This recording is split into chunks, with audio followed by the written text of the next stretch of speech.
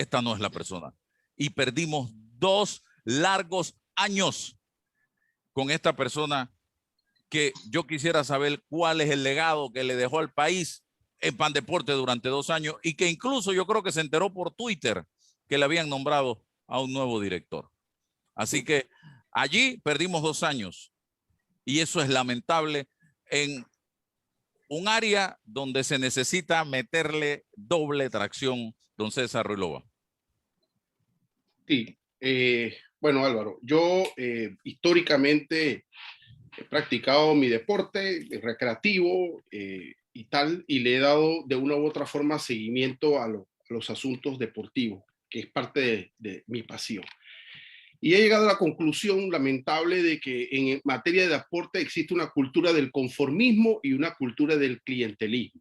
Cultura del conformismo porque cuando vamos a competir fuera en cualquier evento regional, los resultados, cuando evaluamos los resultados, cuando se evalúan los resultados, entonces decimos, sí, lo hicimos bien, pero no hablamos de fracasos, esa palabra no la utilizamos. Y tenemos que empezar a hablar de fracasos para poder saber dónde estamos a nivel interno y a nivel regional. ¿Qué ha pasado en Centroamérica? ¿Qué ha pasado en el Caribe? ¿Y qué ha pasado en Latinoamérica respecto a los niveles deportivos? Eso no lo hablamos aquí.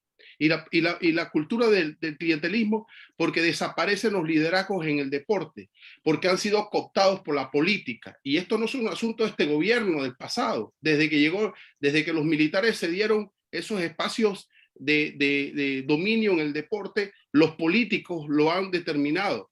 Pero no escucho a la dirigencia del deporte criticar las designaciones políticas. No he escuchado a ninguna organización debatir y denunciar este nombramiento de Héctor Brand, que utiliza el espacio político para acceder a una curul y a medio camino, entonces es la persona que va a resolver el problema del deporte. Y no he escuchado a nadie, por lo menos, advertir de que esto no es el camino. Y cuando uno revisa las otras federaciones, entonces no sale del mismo atolladero.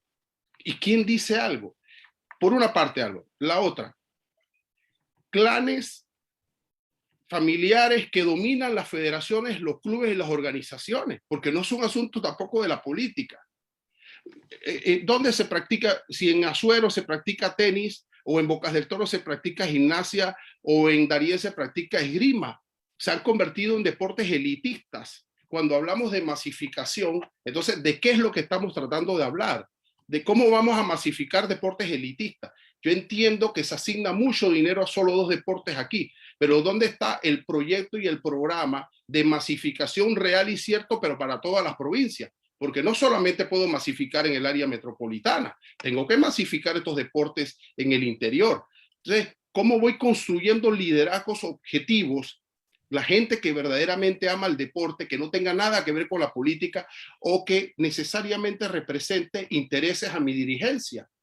Porque voy construyendo clubes y organizaciones en esas federaciones, pero afines a mi dirigencia.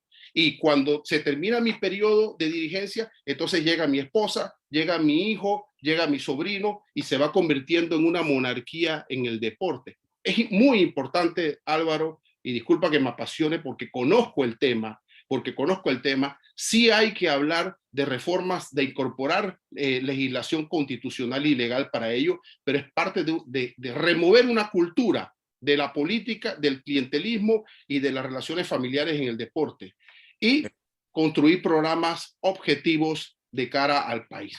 Edgardo, la siguiente pregunta va por ahí. ¿Está secuestrado el deporte por un sector político gobernante? Cada vez que llega un gobierno tratan de apoderarse